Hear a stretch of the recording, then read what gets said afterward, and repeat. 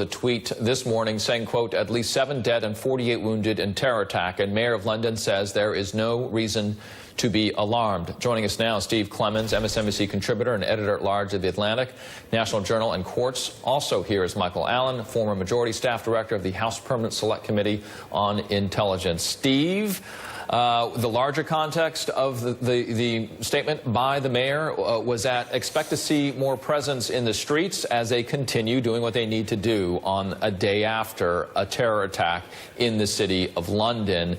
Taken potentially out of context, the president there responded.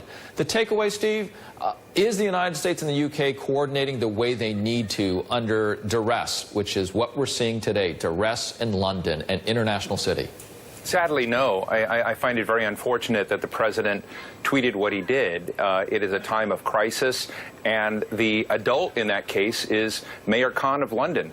You know, I interviewed Buddy Dyer, the mayor of Orlando, after the Pulse nightclub incident, and he said, you know, the biggest thing you can do is let the professionals in the various places play their role and play a calming role. You don't want to walk away from the stress or try to pretend that something horrible hasn't happened, but you want to basically try to let people know there will be a better tomorrow, and they can work through this, and the professionals are managing and handling that. In the middle of the crisis, the President of the United States amped it up, and that's incredibly irresponsible. It's unfortunate for the U.S.-British relationship.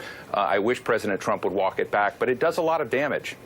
Part of that damage, also, though, could be limited to certain levels of government. Michael, as you understand, as we look at cities and states and the way they coordinate internationally with other intelligence infrastructure, the NYPD, for instance, they have embeds throughout the world in terms of their counterterrorism specialists to try to learn and communicate during these crises that, again, Steve was alluding to here. Do you believe that they will still be able to operate efficiently, these other layers of the government, as Donald Trump seems to have some conflict? Yeah, most certainly. Listen, the British intelligence services are our best friends in the world. We, notwithstanding some leaks of late that the British are justifiably upset about, we share a tremendous amount of intelligence with our friends in Great Britain.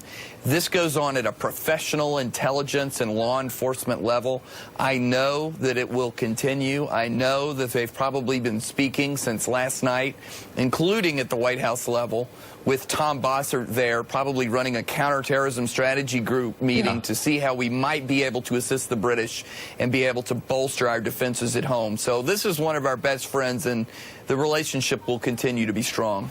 Steve, quickly here, Prime Minister Theresa May saying that she sees a new trend. Do you see a new trend here in terms of these terror attacks?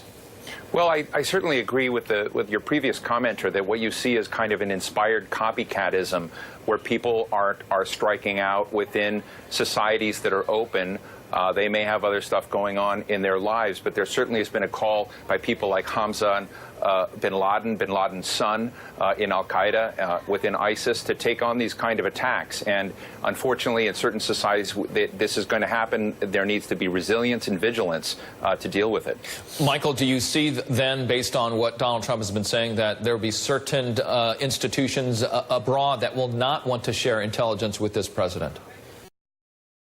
Well, I think that they probably have some concerns about it, but like I said, these are institutional relationships. People want to share with us because we are the gigantic intelligence collector around the world. We spend $80 billion on intelligence. In many cases, not necessarily the British, but certainly in other cases in Western Europe, they are reliant upon the intelligence that we collect overseas in order to tip them off to terrorists and their confederates around Europe. So people have an incentive to share with us because of how good we are and how much we invest in it. And so notwithstanding what goes on at a political level and tweets and the rest, there's a huge, long-standing institutional relationship between the United States and our counterparts overseas on a security level, and it's going to continue, especially given the terrorist threat. Thank you both for your perspective on this and for your help in the coverage over the last 24 hours. Steve Clemens, Michael Allen, have a good